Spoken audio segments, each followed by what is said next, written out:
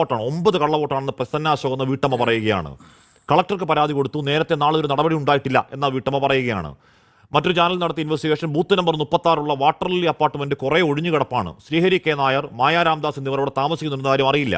ജപ്തി ചെയ്ത ഫ്ളാറ്റിൽ വോട്ട് ചേർത്തു എന്ന് പറയുകയാണ്. എതിർ സ്ഥാനാർത്ഥികൾ ഹൈക്കോടതിയിൽ പോവണ്ടേ എന്ന് പറഞ്ഞാൽ ഇപ്പോൾ നിങ്ങൾ പോയി പരാതി കൊടുത്തു, നടപടി ഉണ്ടായില്ല എന്ന് പറഞ്ഞ് മിണ്ടാതിരിക്കലാണ് നമ്മൾ ചെയ്യേണ്ടത്. ശ്രീ വി എസ് സുനിൽകുമാർ, നമ്മുടെ കേരളം ഇതിൽ നിന്നൊക്കെ ഇമ്മ്യൂണാണ് എന്ന് നമ്മൾ നിങ്ങൾ ചിന്തിച്ചു നോക്കി. 2014 പൊതു തെരഞ്ഞെടുപ്പ് വന്നപ്പോ നരേന്ദ്രമോദി NDAയുടെ തലവനായി പ്രത്യക്ഷപ്പെട്ടു. അന്ന് AICCയുടെ പ്രസിഡന്റായിരുന്ന സോണിയാഗാന്ധി പറഞ്ഞു ഇദ്ദേഹം മരണത്തിന്റെ വ്യാപാരിയാണ് എന്ന്. ശരിയല്ലേ? പാവപ്പെട്ട ജനങ്ങളെ പറ്റിക്കാൻ സാധിച്ചു. പാകിസ്ഥാൻ പാകിസ്ഥാൻ എന്ന് പറഞ്ഞുകൊണ്ട്. മറ്റൊന്നെന്താ ചെയ്തത്? EVM ഇലക്ട്രോണിക് വോട്ടിംഗ് മെഷീൻ 300ഓളം മണ്ഡലങ്ങളിലാണ് വോട്ടിംഗ് മെഷീനിൽ തിരിമറി നടത്തിയത്. കേരളത്തിലെ സാഹചര്യമല്ല വടക്കേ ഇന്ത്യൻ സ്റ്റേറ്റുകളിൽ അക്ഷരാഭ്യാസമില്ലാത്ത പാവപ്പെട്ട ജനങ്ങൾ, മേലാളന്മാർ, ചട്ടമ്പിമാർ, ക്രിമിനലുകൾ, അവർ കണ്ണുരുട്ടുമ്പോ പഞ്ചപുച്ഛമടക്കി നിൽക്കുന്നവർ എന്തും ചെയ്യാം.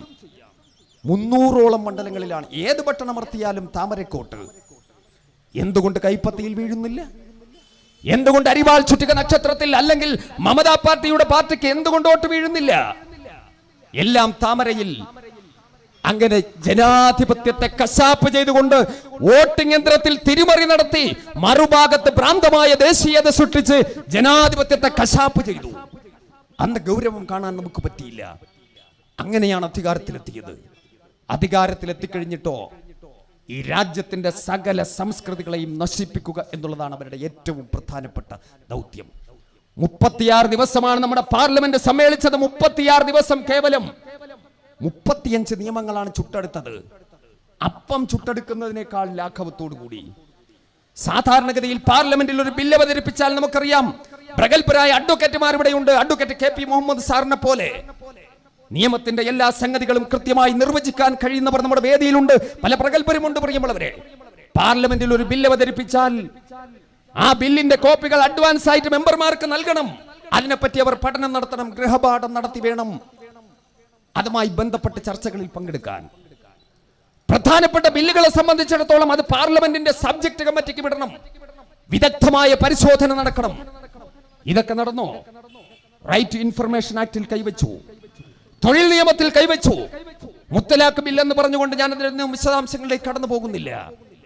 കാശ്മീരിന്റെ 370-ാം വകുപ്പ് പ്രത്യേകമായി പദവി നൽകുന്ന. എന്താ പ്രിയമുള്ളവരെ, നാം അന്നൊക്കെ പുലർത്തിയ നിസ്സംഗതയ്ക്ക്, നിഷ്ക്രിയത്വത്തിന് കൊടുക്കേണ്ടി വന്ന വിലയാണിത്. നമ്മുടെ വിഷയമല്ല എന്ന് പറഞ്ഞുകൊണ്ട് നേരത്തെ റഹീം ഇവിടെ സൂചിപ്പിച്ച പോലെ, നേരത്തെ ഫാഷിസ്റ്റ് വിരുദ്ധ കവിതയിൽ ഉയർന്നു കേട്ട സംഗതി. ആദ്യം അവർ ജൂതനെ പിടികൂടി, മിണ്ടിയില്ല, ഞാൻ ജൂതനല്ലല്ലോ. പിന്നെ അവർ കമ്മ്യൂണിസ്റ്റുകാരെ പിടികൂടി, മിണ്ടിയില്ല. പിന്നെ ക്രിസ്ത്യാനിയെ പിടികൂടി, മിണ്ടിയില്ല. അവസാനം എന്നെ തേടിയെത്തി, പക്ഷെ എനിക്ക് വേണ്ടി ശബ്ദിക്കാൻ ആരുമില്ലാതിരുന്നു. ആ ഒരു ശൈലിയിലായി പോയില്ലേ ഞാനും നിങ്ങളും? മുത്തലാഖ് ബില്ലിൽ കൈവച്ചു, തൊഴിൽ നിയമത്തിൽ കൈവച്ചു, കാശ്മീരിന്റെ 370-ാം വകുപ്പ് റദ്ദാക്കി. എന്താ കാശ്മീർ കാശ്മീർ കാശ്മീർ എന്നവർ പറയുന്നല്ലോ. ഒരു കാര്യം ചോദിക്കട്ടെ, നിങ്ങൾക്ക് കാശ്മീർ ഒന്ന് നിർവചിക്കാൻ സാധിക്കുമോ? എന്താ കാശ്മീർ? ഞങ്ങൾ പറയട്ടെ, വ്യതിരിക്തതയുടെ ഒരു കൂട്ടായ്മയാണ് ഇവിടെയുള്ളത്. ഞങ്ങൾക്ക് എല്ലാവർക്കും കാശ്മീരിനെ സംബന്ധിച്ചിടത്തോളം ഒരേ അഭിപ്രായമാണ്. ആരും സംശയിക്കണ്ട. കാശ്മീർ ഇന്ത്യയുടെ അവിഭാജ്യ ഘടകമാണ്. പക്ഷേ കാശ്മീർ എന്ന് പറയുന്നത് കാശ്മീരിന്റെ മണ്ണ് മാത്രമല്ല.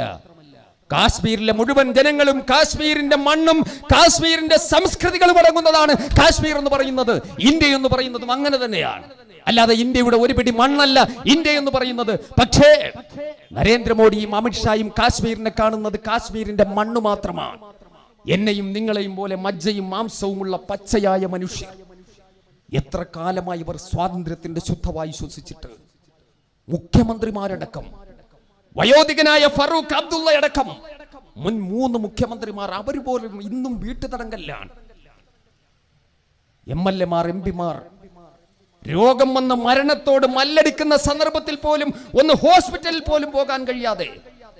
എല്ലാവർക്കും വളരെ കൃത്യമായി അറിയാവുന്ന സംഗതിയാണ്. മതത്തെ മാനദണ്ഡമാക്കുക എന്ന് പറയുന്നത് ഒരു മതത്തോടും പ്രത്യേകമായ വിധേയത്വമോ അവഗണനയോ കൂടാതെ നിഷ്പക്ഷമായും നീതിപൂർവകമായും ഭരണ നിർവഹണം നടത്തുക തന്നെ ചെയ്യും എന്ന് പറഞ്ഞുകൊണ്ട് സത്യപ്രതിജ്ഞ ചെയ്ത് അധികാരത്തിൽ വന്നവർ മതത്തെ മാനദണ്ഡമാക്കിയിരിക്കുന്നു. എന്നിട്ട് പറയുന്നു ഒരു കുഴപ്പവുമില്ല, ഒരു കുഴപ്പവുമില്ല, ലഘുലേഖകളുമായി കയറി ഇറങ്ങുന്നു. എന്നിട്ട് ചിലർക്കൊന്നും അറിയാതെ അത് കൊടുത്തതിന് ശേഷം ഫോട്ടോ എടുത്തിട്ട് സോഷ്യൽ മീഡിയയിലൂടെ പ്രചരിപ്പിച്ചുകൊണ്ടിരിക്കുന്നു. ജനം ബഹിഷ്കരിക്കുകയല്ലേ? കടകളടച്ച് നിസ്സഹകരണം, എന്നിട്ട് അതിനും പോർവിളി നടത്തുകയാണ്. ആരുടെയും സമ്മർദ്ദമില്ലാതെ. എല്ലാവരും ബോധമുള്ളവരല്ലേ? എല്ലാവർക്കും കാര്യങ്ങൾ പകൽ വെളിച്ചം പോലെ വ്യക്തമല്ലേ? കയറി ഇറങ്ങി നടക്കുന്നു. ഒരു പ്രശ്നവുമില്ല, ഒരു പ്രശ്നവുമില്ല. ഇത് മറ്റു രാഷ്ട്രങ്ങളിൽ നിന്നോട്ട് വന്നവർ, അയൽ രാഷ്ട്രങ്ങളിൽ പീഡിപ്പിക്കപ്പെട്ടവർ. ഒരു കാര്യം ചോദിക്കട്ടെ, ഇന്ത്യയുടെ അയൽ രാഷ്ട്രങ്ങളൊന്ന് പരിശോധിച്ചാൽ ഈ അയൽ രാഷ്ട്രങ്ങളിൽ ഏറ്റവും അധികം പീഡനം അനുഭവിക്കുന്നവരാരാ? നിങ്ങൾ പീഡിപ്പിക്കപ്പെടുന്നതാണ് മാനദണ്ഡമാക്കുന്നതെങ്കിൽ ആദ്യമായി ആരുടെ പ്രശ്നമാണ് പരിഹരിക്കപ്പെടേണ്ടത്? ബർമയിലെ അഭയാർത്ഥികളാണ് ഏറ്റവും അധികം വർത്തമാന കാലഘട്ടത്തിൽ ഇന്ത്യയുടെ അയൽ രാഷ്ട്രങ്ങളിൽ പീഡിപ്പിക്കപ്പെട്ടുകൊണ്ടിരിക്കുന്നത്. റോഹിംഗ്യൻ ജനത, അരാക്കാൻ എന്ന് പറയുന്ന പ്രദേശത്തെ റോഹിംഗ്യൻ ജനത ലക്ഷക്കണക്കിനുണ്ട് സഹോദരങ്ങളെ. എത്ര ലക്ഷങ്ങളാ മരിച്ചത്? ഇന്ത്യ അടക്കമുള്ള അയൽ രാഷ്ട്രങ്ങളിലേക്ക് വന്ന ലക്ഷക്കണക്കിന് വരുന്ന അഭയാർത്ഥികൾ. ആ രാഷ്ട്രങ്ങളെ തിരഞ്ഞെടുത്തതിൽ പോലും മതത്തെയല്ലേ മാനദണ്ഡമാക്കിയത്? മുസ്ലിങ്ങളെ ചൂണ്ടിയിട്ട് പാകിസ്ഥാൻ, അഫ്ഗാനിസ്ഥാൻ, ബംഗ്ലാദേശ് എന്ന് പറഞ്ഞാൽ, പ്രിയമുള്ളവരെ, ചരിത്രത്തോടുള്ള നിഷേധമാണ്. നിങ്ങൾ ചരിത്രത്തെ ഭയക്കുന്നവരാണ്, ചരിത്രത്തെ ഭയക്കുന്നവരാണ്. ഇന്ത്യയുടെ ചരിത്രം എന്താ? അധിനിവേശ ശക്തികൾ, ശത്രുക്കൾ ഇന്ത്യ രാജ്യത്തേക്ക് കടന്നു വന്നു. ആദ്യമായി കടന്നു വന്നത് ആരാ? പോർച്ചുഗീസുകാരനായിരുന്നു. 1498 വാസ്കോ ഡ ഗാമയുടെ നേതൃത്വത്തിൽ കോഴിക്കോട് കാപ്പാട് കപ്പലിറങ്ങി. അന്ന് ശത്രു സമൂഹത്തിന്റെ വരവിനെ പറ്റി മുന്നറിയിപ്പ് നൽകിയത് ആരാണ്? ചരിത്രത്തിന്റെ ഏടുകളൊന്ന് പരിശോധിച്ചു നോക്കി.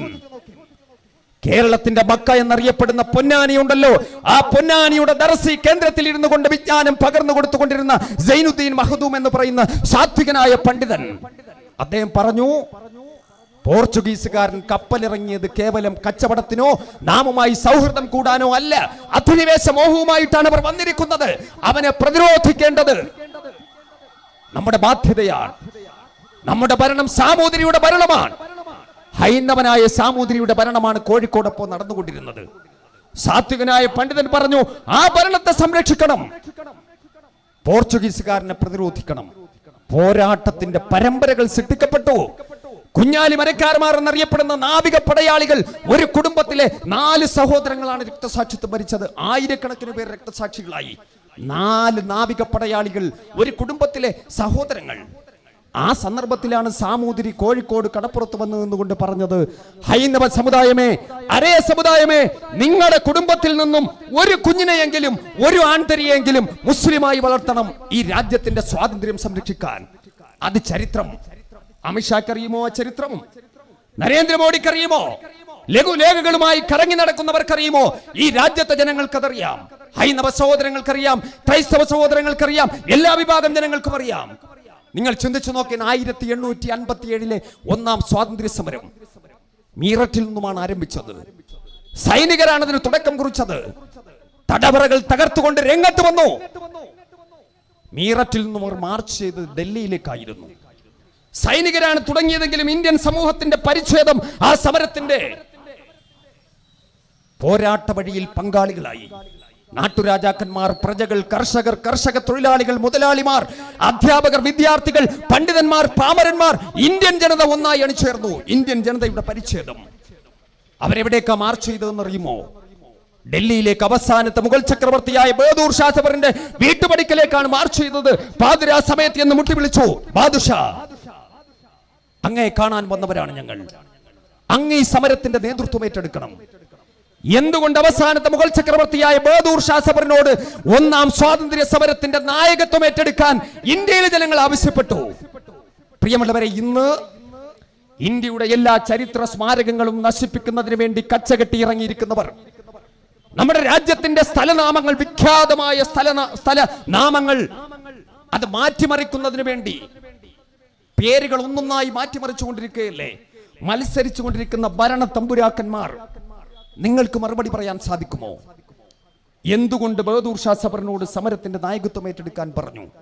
മുസ്ലിം ചക്രവർത്തിമാർ 8 നൂറ്റാണ്ടുകാലം 7 നൂറ്റാണ്ടുകാലം ഇന്ത്യ ഭരിച്ചു. ഇന്ത്യയുടെ മധ്യകാലഘട്ടം, ഇന്ത്യയുടെ സുവർണ കാലഘട്ടം എന്നാണ് അറിയപ്പെടുന്നത്. അന്ന് വംശീയ ഉന്മൂലനം നടന്നില്ല, നിർബന്ധിത മതപരിവർത്തനം നടന്നില്ല. പ്രിയമുള്ളവരെ, ഇന്ത്യ എന്ന് പറയുന്ന നിങ്ങളൊന്ന് ചിന്തിച്ചു നോക്കി. ലോക ടൂറിസ്റ്റുകളെ ഇന്ത്യയിലേക്ക് മാടി വിളിക്കുന്നത് എന്ത് കണ്ടിട്ടാണ്? സപ്താത്ഭുതങ്ങളിൽ ഒന്നായ താജ്മഹലിന്റെ മനോഹാരിത ആരാ ഇന്ത്യക്ക് സമ്മാനിച്ചത്? അമ്പിളി അമ്മാമനോട് കിന്നാരം പറഞ്ഞുകൊണ്ട് നിൽക്കുന്ന കുത്തബ് മിനാറിന്റെ ഔന്നത്യം. നമ്മുടെ റിപ്പബ്ലിക് ഡേ വരാൻ പോകുന്നല്ലോ, ജനുവരി 26. 56 ഇഞ്ച് നെഞ്ച് വളവുള്ള നമ്മുടെ പ്രധാനമന്ത്രി ഉണ്ടല്ലോ. 56 ഇഞ്ച് നെഞ്ചളവല്ല ഒരു പ്രധാനമന്ത്രിയുടെ യോഗ്യത. അതാദ്യം മനസ്സിലാക്കണം. അതിനെപ്പറ്റി വാചാലമാകുന്നവരോട് പറയട്ടെ, അതല്ല യോഗ്യത. ഇത്തിരി പോകുന്ന മനുഷ്യനാണെങ്കിലും അഭിമാനമുണ്ടാകണം, ആണത്വമുണ്ടാകണം, പൊതുബോധമുണ്ടാകണം. ഇദ്ദേഹത്തിന് നെഞ്ചളവുണ്ട്, പക്ഷെ ഞാൻ ഈ പറഞ്ഞതൊന്നുമില്ല. അദ്ദേഹം രാഷ്ട്രത്തെ അഭിവാദ്യം ചെയ്യുന്നത് ചെങ്കോട്ടയുടെ നെറുകയിൽ നിന്നുകൊണ്ടാണ്. ആരാണ് ആ ചെങ്കോട്ടയുടെ കെട്ടുറപ്പ് ഇന്ത്യക്ക് സമ്മാനിച്ചത്? ഈ മുഗൾ ചക്രവർത്തിമാരല്ലേ? പ്രിയമുള്ളവരെ, ഇന്ത്യ വേദങ്ങളുടെ നാടാണ്, ഉപനിഷത്തുകളുടെ നാടാണ്. ഈ വേദങ്ങൾ, ഉപനിഷത്തുകൾ, ഇവകളൊക്കെ തന്നെയും ഇതിന്റെ ചൈതന്യം ഇന്ത്യൻ അതിർത്തികൾക്കുള്ളിൽ പരിമിതമായിരുന്നു. മുഗളന്മാരുടെ കാലഘട്ടത്തിലാണ് പേർഷ്യൻ ഭാഷയിലേക്ക്, ഉറുദു ഭാഷയിലേക്ക്, അറബി ഭാഷയിലേക്ക് ട്രാൻസ്ലേറ്റ് ചെയ്യപ്പെട്ടപ്പോ ലോക ജനതയ്ക്ക് അത് ആസ്വദിക്കാൻ സാധിക്കുകയായിരുന്നു. അതിന്ത്യയിലെ ജനങ്ങൾക്കറിയാം. അതുകൊണ്ട് തന്നെയാണ് ബഹദൂർ ഷാ സബറിനോട് സമരത്തിന്റെ നായകത്വം ഏറ്റെടുക്കാൻ പറഞ്ഞത്. പ്രിയമുള്ളവരെ, ബ്രിട്ടീഷുകാരൻ ആ സമരത്തെ അടിച്ചമർത്തി വളരെ പൈശാചികമായി കൈകാര്യം ചെയ്തു. ആയിരക്കണക്കിന് പേരെ കൊന്നൊടുക്കി. ബഹദൂർ ഷാ സബറിനെയും പിടികൂടി. അദ്ദേഹത്തെ ബർമയിലേക്ക് നാട് കടത്താനാണ് തീരുമാനിച്ചത്. അദ്ദേഹം ബർമയിലേക്ക് പോകുന്ന സന്ദർഭത്തിൽ ഒരു സഞ്ചിയും തൂക്കിക്കൊണ്ടാണ് അദ്ദേഹത്തിന്റെ കൊട്ടാരത്തിൽ നിന്നും ഇറങ്ങിയത്. ബ്രിട്ടീഷുകാരൻ അത് ആവശ്യപ്പെട്ടു. അദ്ദേഹം പറഞ്ഞു, ഞാനിത് നൽകില്ല. അവർക്കറിയാം ഇദ്ദേഹത്തിന്റെ ദിവസങ്ങൾ എണ്ണപ്പെട്ടു. ബർമയിൽ എത്തിക്കഴിഞ്ഞാൽ ചുരുക്കം ചില ദിവസങ്ങളേ ഉള്ളൂ, അതുകൊണ്ട് കൊണ്ടുപോയിക്കൊള്ളട്ടെ. അവസാനം ബർമയിലെത്തി അദ്ദേഹത്തെ തൂക്കിക്കൊല്ലുന്ന ദിവസം വന്നു. തൂക്കുമരത്തിലേക്ക് കൊണ്ടുപോവുകയാണ്. അപ്പോഴും ഈ സഞ്ചിയും പിടിച്ചുകൊണ്ടാണ് ഈ മനുഷ്യൻ പോകുന്നത്. എല്ലാവരും വിചാരിച്ചു അതിൽ വിലപിടിപ്പുള്ള എന്തെങ്കിലും കാണും. കാരണം നൂറ്റാണ്ടുകൾ ഈ രാജ്യം അടക്കി ഭരിച്ച ഒരു രാജവംശത്തിന്റെ കണ്ണിയാണല്ലോ സ്വർണത്തിന്റെ കട്ടി, അല്ലെങ്കിൽ രത്നങ്ങളുടെ ശേഖരം, ഒന്നുമല്ലെങ്കിൽ നോട്ട് കെട്ടുകളെങ്കിലും ഉണ്ടാകും. അവർ ധരിച്ചു എന്തായാലും ഇപ്പൊ ജീവൻ നഷ്ടപ്പെടും, നമുക്ക് കൈവശപ്പെടുത്താം. അദ്ദേഹത്തെ തൂക്കുമരത്തിലേക്ക് പോകുമ്പോഴും അദ്ദേഹം അതും കൊണ്ടുപോയി. ആ തൂക്കുമരത്തിലേക്ക് കയറുമ്പോഴും ആ സഞ്ചിയും അദ്ദേഹം പിടിച്ചിരുന്നു. വധശിക്ഷ നടപ്പിലാക്കി. ജീവൻ വിട്ടകന്നു, സഞ്ചി താഴെ വീണു. എല്ലാവരും ഓടിയെത്തി അത് പരിശോധിക്കുമ്പോൾ അതിലൊന്നുമില്ല, ഒരു പിടി മണ്ണ് മാത്രമാണുള്ളത്. ആശ്ചര്യപ്പെട്ടു പോയി. ഈ മനുഷ്യന് ബുദ്ധിഭ്രമം സംഭവിച്ചോ? അവരാ മണ്ണ് പരിശോധിച്ചു നോക്കി. പക്ഷെ ഒരു കുറിപ്പടി കിട്ടി അവർക്ക്. ആ കുറിപ്പടിയിൽ അദ്ദേഹം രേഖപ്പെടുത്തിയിരിക്കുന്നു, ഞാൻ എൻ്റെ പെറ്റുമ്മയെ പോലെ എന്നെ ഞാൻ സ്നേഹിച്ച എൻ്റെ മാതൃരാജ്യമായ ഇന്ത്യ രാജ്യം, ആ രാജ്യത്ത് എൻ്റെ മയ്യത്ത് മറമാടപ്പെടണമെന്നും ആ മണ്ണിൽ ലയിച്ചു ചേരണമെന്നുമാണ് ഞാൻ ആഗ്രഹിച്ചത്. പക്ഷേ എനിക്ക് അതിനുള്ള അവസരമില്ല എന്ന് ഞാൻ മനസ്സിലാക്കുന്നു. എനിക്കൊരു അപേക്ഷയുണ്ട്. എന്റെ കബറിടം ഈ ബർമയിലാണ് ഒരുങ്ങുന്നതെങ്കിലും ശരി, എന്റെ കുഴിമാടം ഇവിടെയാണ് എടുക്കുന്നതെങ്കിലും ശരി, ഏതെങ്കിലും ഒരു വിശ്വാസി എന്റെ കബറിടത്തിലേക്ക്, എന്റെ കുഴിമാടത്തിലേക്ക് മിൻഹാ ഖലഖനാകും വഫീഹാ നുഈദുകും വമിൻഹാ നുഖ്രിജുകും താറത്തൻ ഉഖ്റാ എന്ന് പറഞ്ഞുകൊണ്ട് 3 പിടി മണ്ണ് എന്റെ കുഴിമാടത്തിലേക്ക്, എന്റെ കബറിടത്തിലേക്ക് ഇടുന്നുവെങ്കിൽ അത് ഞാൻ എന്റെ പെറ്റുമ്മയെ പോലെ സ്നേഹിച്ച എന്റെ മാതൃരാജ്യമായ ഇന്ത്യ രാജ്യത്തു നിന്നുള്ള ഈ മണ്ണായിരിക്കണം നിങ്ങൾ ഇടേണ്ടത്. നിങ്ങളൊന്ന് ചിന്തിച്ചു നോക്കിൻ പ്രിയമുള്ളവരെ. അതാണ് മുസൽമാന്റെ രാജ്യസ്നേഹം. അവരുടെ സ്മാരകങ്ങളെയാണ് അവർ പണി കഴിപ്പിച്ചതാണ്. ഈ രാജ്യത്തിന്റെ അഭിമാന സ്തംഭങ്ങളായി ഉയർന്നു നിൽക്കുന്ന എല്ലാത്തിനെയും തച്ചു തകർക്കുകയാണ്. എല്ലാത്തിനെയും തച്ചു തകർക്കുന്നു. നിങ്ങൾ ചിന്തിച്ചു നോക്കി. 2014 പൊതു തെരഞ്ഞെടുപ്പ് വന്നപ്പോ നരേന്ദ്രമോദി NDAയുടെ തലവനായി പ്രത്യക്ഷപ്പെട്ടു. അന്ന് AICCയുടെ പ്രസിഡന്റായിരുന്ന സോണിയാഗാന്ധി പറഞ്ഞു ഇദ്ദേഹം മരണത്തിന്റെ വ്യാപാരിയാണ് എന്ന്. ശരിയല്ലേ? അതിന്റെ വിശദാംശങ്ങളിലേക്ക് കടന്നു പോകണ്ട. നരേന്ദ്രമോദി ഏത് കോട്ട് ധരിച്ചാലും ശരി, എത്ര ലക്ഷം ഉറുപ്പികയുടെ കോട്ട് ധരിച്ചാലും ശരി, ലോകത്തിലെ ഏറ്റവും മുന്തിയ തരം സുഗന്ധദ്രവ്യം അദ്ദേഹം പൂശിയാലും ശരി, അങ്ങാരാണ് എന്ന് ഇന്ത്യയിലെ അല്ല ലോകത്തിലെ എല്ലാ വിഭാഗം ജനങ്ങൾക്കും അറിയാം. അങ്ങയുടെ ഉള്ള് എന്താണ് എന്ന്. ഗുജറാത്തിലെ വംശഹത്യയാണ് ഇതിന്റെ ഏറ്റവും പ്രധാനപ്പെട്ട സാക്ഷ്യപത്രം. ആ നരേന്ദ്രമോദി അന്ന് തെരഞ്ഞെടുപ്പിൽ കന്യാകുമാരി മുതൽ കാശ്മീർ വരെ അദ്ദേഹം പ്രസംഗിച്ചു. ആയിരക്കണക്കിന് വേദികളിൽ സ്വർഗീയ സമാനമായ ഒരു ഇന്ത്യ നിങ്ങൾക്ക് ഞാൻ വാഗ്ദാനം ചെയ്യുന്നു. നിങ്ങളുടെ പട്ടിണി മാറ്റും, ഭവനമില്ലാത്തവർക്ക് ഭവനമുണ്ടാക്കുമെന്ന് മാത്രമല്ല, പാവപ്പെട്ടവരോട് പറഞ്ഞു നിങ്ങൾ എല്ലാവരും പോയി സീറോ ബാലൻസ് അക്കൗണ്ടുകൾ തുടങ്ങി അടുത്തുള്ള ബാങ്കുകളിൽ പോയി നിങ്ങളുടെ അക്കൗണ്ടുകളിലേക്ക് ലക്ഷക്കണക്കിന് ഉറുപ്പിക ഒഴുകിയെത്തുന്ന ഒരു നല്ല നാൾ വരാൻ പോകുന്നു. പണക്കാരന്റെ കള്ളപ്പണം വിദേശ ബാങ്കുകളിൽ, സ്വിസ് ബാങ്കുകളിലടക്കം നിക്ഷേപിച്ചിട്ടുണ്ട്. ഈ നരേന്ദ്രമോദി അത് കണ്ടുകെട്ടി നിങ്ങളുടെ അക്കൗണ്ടുകളിലേക്ക് ഞാൻ നിക്ഷേപിക്കും, ഒരു സംശയവും വേണ്ട. പാവപ്പെട്ട ജനങ്ങൾ ഒരു വേള അതിൽ വിശ്വസിച്ചു പോയി, അവർ വോട്ട് ചെയ്തു. അന്ന് അങ്ങനെ തന്നെയാണ് അധികാരത്തിലെത്തിയത്. അന്ന് അട്ടിമറിച്ചു എന്ന് ഞങ്ങൾ പറയുന്നില്ല. പക്ഷേ അധികാരത്തിലെത്തിയിട്ട് എന്ത് ചെയ്തു? നേരത്തെ ഇവിടെ സൂചിപ്പിച്ച പോലെ അദ്ദേഹത്തിന്റെ ഭരണപരിഷ്കാരം എന്ന് പറയുന്നത് ഒരു രാത്രി പ്രത്യക്ഷപ്പെട്ടിട്ട് 500-ന്റെയും 1000-ന്റെയും നോട്ടം നിരോധിച്ചു. എപ്പോഴും ഇവർ രാത്രിയാ പ്രത്യക്ഷപ്പെടാറുള്ളത്. ഇരുട്ടിന്റെ ശക്തികളാ. ഏത് സംഗതിയും നിങ്ങൾ എടുത്ത് പരിശോധിച്ച് നോക്കി, ഇരുട്ടത്താണ് അവരുടെ സകല സംഗതികളും നടക്കുക. നോട്ട് നിരോധിച്ചതും അങ്ങനെ തന്നെയാ. ഈ രാജ്യത്തിന്റെ സമ്പദ് വ്യവസ്ഥയെ തകർത്തു. അന്ന് പലതും പറഞ്ഞു 90 ദിവസം നിങ്ങൾ എനിക്ക് നൽകൂ. ഈ രാജ്യത്തിന്റെ സമ്പദ് വ്യവസ്ഥയെ നേരെയാക്കുന്നതിന് വേണ്ടി പാകിസ്ഥാൻ അടക്കമുള്ള ശത്രു രാഷ്ട്രങ്ങളിൽ നിന്ന് കോടിക്കണക്കിന് ഉറുപ്പിക കള്ളനോട്ട് ഇവിടേക്ക് കൊണ്ടുവന്നു. ഇന്ത്യയെ തകർക്കാൻ ഇന്ത്യ എന്ന് പറഞ്ഞുകൊണ്ട് നമുക്കറിയാം അദ്ദേഹത്തിന്റെ ഒരു പ്രഭാഷണത്തിന്റെ ഒരു മാസ്മരികത ഇപ്പോഴും പറഞ്ഞില്ലേ. ഈ രാജ്യം പ്രക്ഷോഭത്തിൽ കൊടുമ്പിരി കൊണ്ട സന്ദർഭത്തിലും പറയുകയാണ്, എന്നെ അങ്ങ് കൊന്നോളൂ, ഇന്ത്യയെ നിങ്ങൾ വെറുതെ വിടൂ. എന്തൊരു വായാടിത്തം!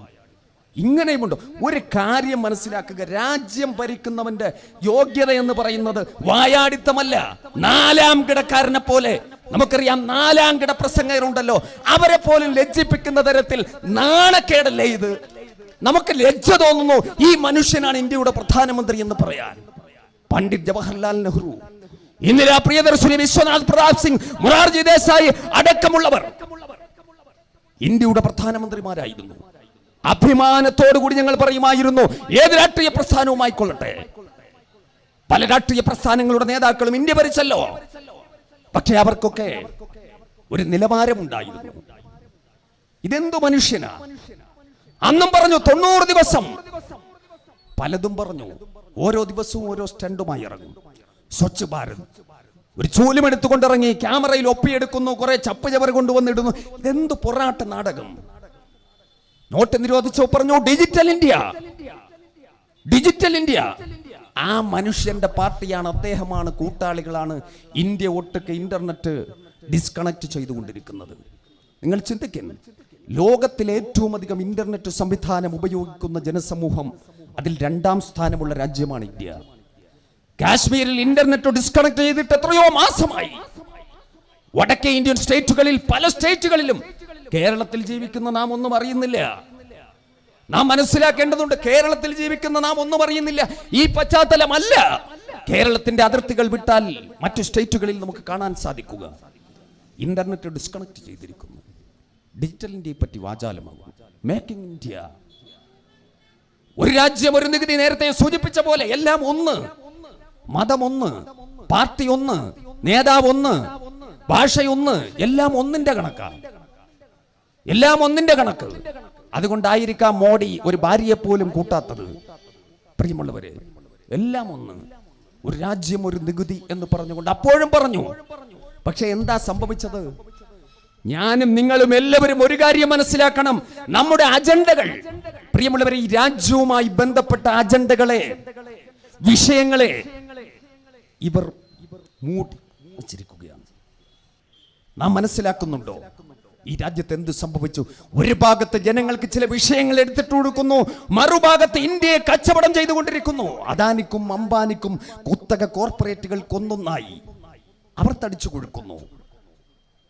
ഇന്ത്യക്ക് സ്വപ്നം, സ്വർഗീയ സമാനമായ ഇന്ത്യ പടുത്തുയർത്തും എന്ന് പറഞ്ഞ നരേന്ദ്രമോദി, ഞാൻ പറഞ്ഞത് അന്ന് അത് പറഞ്ഞുകൊണ്ട് അധികാരത്തിലെത്തി. പക്ഷേ ഈ രാജ്യത്തിന് കൂരിരുട്ട് മാത്രം സമ്മാനിക്കാനേ അവർക്ക് സാധിച്ചുള്ളൂ. അത് ജനങ്ങൾക്ക് ബോധ്യപ്പെട്ടു. അപ്പോഴാണ് വടക്കേ ഇന്ത്യൻ സ്റ്റേറ്റുകളിൽ തെരഞ്ഞെടുപ്പ് നടന്നത്.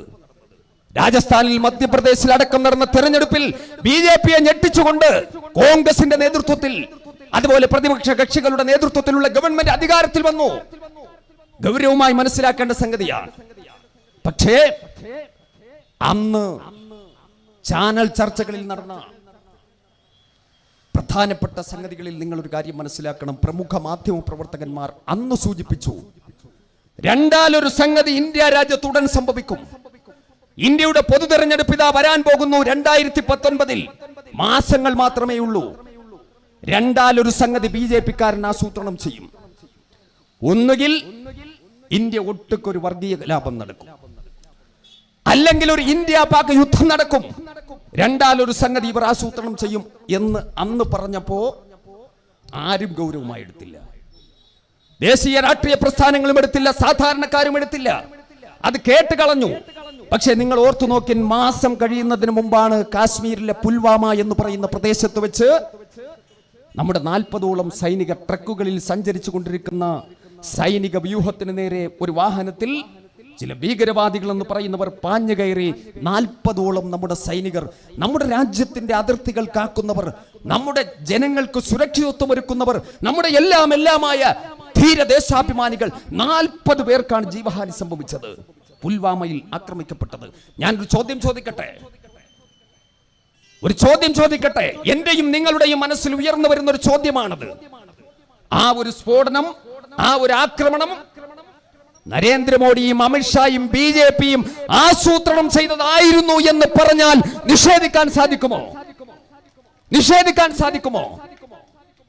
കാശ്മീർ എന്ന് പറയുന്ന പ്രദേശം സൈനിക വലയത്താൽ, സൈനികരാൽ ചുറ്റപ്പെട്ടതാണ്. പുൽവാമ എന്ന് പറയുന്ന പ്രദേശം ഒരു ഈച്ചയ്ക്ക് പോലും, ഒരു ചെറു പ്രാണിക്ക് പോലും അവിടേക്ക് പറന്നു ചെല്ലാൻ സാധിക്കില്ല, സുരക്ഷാ ഭടന്മാരുടെ ശ്രദ്ധയിൽപ്പെടാതെ.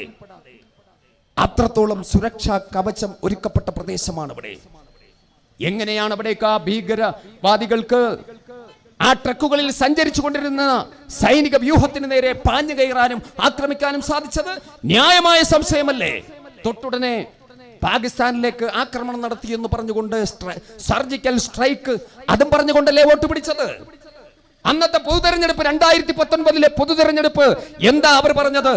നരേന്ദ്രമോദി രാഷ്ട്രീയം പറഞ്ഞു, BJP-കാരൻ രാഷ്ട്രീയം പറഞ്ഞു, കോൺഗ്രസ് രാഷ്ട്രീയം പറഞ്ഞു, CPM-ഉം CPI-യും രാഷ്ട്രീയം പറഞ്ഞു, ജനതാദളും SP-യും രാഷ്ട്രീയം പറഞ്ഞു, മുസ്ലിം ലീഗുകാരൻ രാഷ്ട്രീയം പറഞ്ഞു, എല്ലാവരും രാഷ്ട്രീയം പറഞ്ഞു. പക്ഷേ BJP-കാരൻ എന്താ പറഞ്ഞത്? നിങ്ങൾ ചിന്തിച്ചു നോക്കൻ, നാം ചിന്തിക്കേണ്ട പല കാര്യങ്ങളുമുണ്ട്. BJP-കാരൻ രാഷ്ട്രീയം പറഞ്ഞു, ഇന്ത്യയുടെ കാർഷിക മേഖലയെ പറ്റി, ഇന്ത്യയുടെ വ്യാവസായിക മേഖലകളെ പറ്റി, ഇന്ത്യയുടെ പുരോഗതി പ്രാപിക്കപ്പെട്ട വിവിധ മേഖലകളെ പറ്റി, ഇന്ത്യയിലെ ജനങ്ങളുടെ അടിസ്ഥാന ആവശ്യങ്ങൾ നിറവേറ്റുന്നതിനുള്ള പദ്ധതികളെ പറ്റി എന്തെങ്കിലും പറയാൻ നരേന്ദ്രമോദിക്ക് സാധിച്ചോ? അമിത്ഷായ്ക്ക് സാധിച്ചോ? BJP-കാരന് സാധിച്ചോ? നിങ്ങൾ ചിന്തിച്ചു നോക്കിൻ. രാഷ്ട്രീയം പറഞ്ഞില്ല. നരേന്ദ്രമോദി എന്തിനെ പറ്റിയാ പറഞ്ഞത്? പാകിസ്ഥാൻ പാകിസ്ഥാൻ പാകിസ്ഥാൻ എന്ന് പറഞ്ഞു. ആർക്കാ പാകിസ്ഥാനോട് ഇത്ര സ്നേഹം? പാകിസ്ഥാൻ എന്ന് കേൾക്കുമ്പോൾ മുസ്ലിങ്ങൾക്ക് രോമാഞ്ചമുണ്ടാകില്ല. പാകിസ്ഥാൻ എന്ന് കേൾക്കുമ്പോൾ രോമാഞ്ചമുണ്ടാകുന്നത് നരേന്ദ്രമോദിക്കും കൂട്ടാളികൾക്കുമാണ്. നിഷേധിക്കാൻ സാധിക്കുമോ നിങ്ങൾക്ക്? എന്തുകൊണ്ട്? ഈ രാജ്യത്തെ ജനങ്ങളെ പറ്റിക്കാൻ അവർക്കുള്ള ഏറ്റവും പ്രധാനപ്പെട്ട ഒരു ഇഷ്ടപ്പെട്ട പേരാണ് പാകിസ്ഥാൻ എന്നുള്ളത്. ആ പേരും പറഞ്ഞുകൊണ്ടാണ് നോട്ട് പിടിച്ചത്. അട്ടിമറിക്കുകയായിരുന്നില്ലേ? നിങ്ങൾ ഒരു കാര്യം ചിന്തിക്കും, ഇപ്പോ നടക്കുന്ന സംഭവം തന്നെ നിങ്ങളൊന്ന് പരിശോധിക്കും.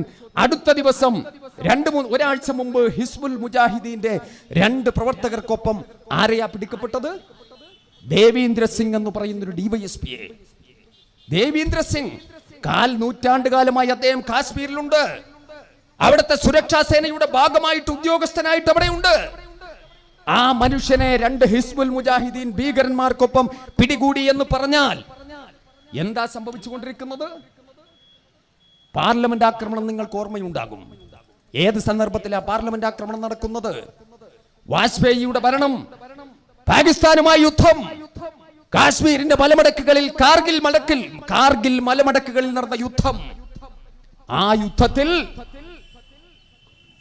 വധിക്കപ്പെട്ട രക്തസാക്ഷികളായ നമ്മുടെ സൈനികർ അവരുടെ ശവശരീരങ്ങൾ ജന്മനാടുകളിലേക്ക് കൊണ്ടുപോകുന്നതിനുള്ള ശവപ്പെട്ടി വാങ്ങിയല്ലോ.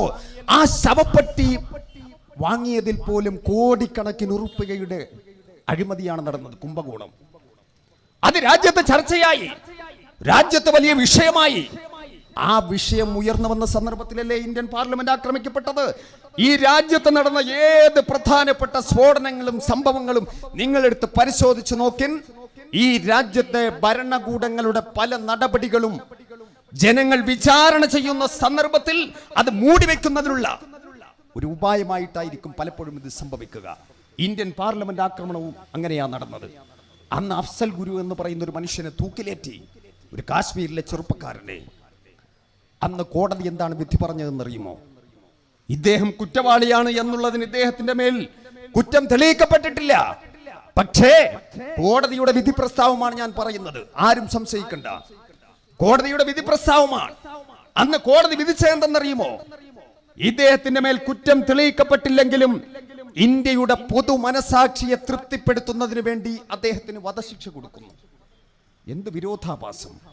ആ അഫ്സൽ ഗുരു, അന്ന് തൂക്കിലേറ്റപ്പെട്ട അഫ്സൽ ഗുരു, അദ്ദേഹത്തിന്റെ അഭിഭാഷകൻ ഒരു കത്തയച്ചിരുന്നു.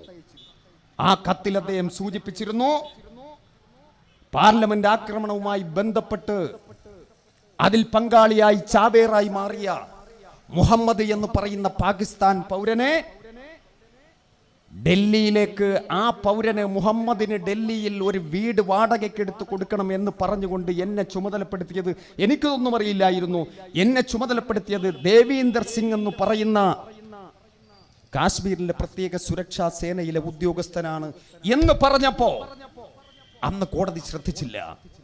അന്ന് മാധ്യമങ്ങൾ ചർച്ച ചെയ്തില്ല, തമസ്കരിക്കപ്പെട്ടു, അവഗണിക്കപ്പെട്ടു. ഇന്ന് AICC, ഇന്ന് രാഹുൽ ഗാന്ധി ദിവസങ്ങൾക്ക് മുമ്പ് പറഞ്ഞു, അന്ന് അഫ്സൽ ഗുരു പറഞ്ഞ ആ സംഭവം പുനരന്വേഷണത്തിന് വിധേയമാക്കേണ്ടതുണ്ട്. ഇന്നതൊരു ചർച്ചയായി വന്നിരിക്കുന്നു. കാര്യങ്ങൾ എങ്ങനെയാണെന്ന് മനസ്സിലാക്കുക. ഇപ്പോൾ അദ്ദേഹം പിടികൂടപ്പെട്ടിരിക്കുന്നു യാദൃച്ഛികമായി. അതും എവിടെ എത്തും, അതിനെപ്പറ്റി സമഗ്രമായി അന്വേഷണം നടക്കുമോ എന്ന് നമുക്കറിയില്ല, നടക്കാൻ സാധ്യതയില്ല. കാരണം നടന്നു കഴിഞ്ഞാൽ പല സംഗതികളും പല രഹസ്യങ്ങളും പുറത്തു വരും. പുൽവാമ ആക്രമണത്തിൽ അടക്കമുള്ള പങ്കുകൾ പുറത്തു വരും. അത് ആസൂത്രിതമായിരുന്നു, ആരും സംശയിക്കേണ്ട കാര്യമില്ല. അങ്ങനെ ഒരു ഭ്രാന്തമായ ദേശീയത അന്ന് തെരഞ്ഞെടുപ്പിന്റെ കാലഘട്ടത്തിൽ സൃഷ്ടിക്കപ്പെട്ടു. ഈ രാജ്യത്തെ വിഷയങ്ങൾ അവഗണിക്കപ്പെട്ടു. പക്ഷേ യഥാർത്ഥത്തിൽ രാജ്യത്തിന്റെ വിഷയം ചർച്ച ചെയ്യപ്പെട്ട സ്റ്റേറ്റുകളിൽ നിങ്ങൾ കണ്ണോടിക്കാൻ കേരളം കഴിഞ്ഞ പൊതുതെരഞ്ഞെടുപ്പിൽ, പാർലമെന്റ് തെരഞ്ഞെടുപ്പിൽ മരുന്നിനെങ്കിലും ഒരു BJP-കാരനെ വിജയിപ്പിച്ചെടുക്കാൻ സാധിച്ചോ?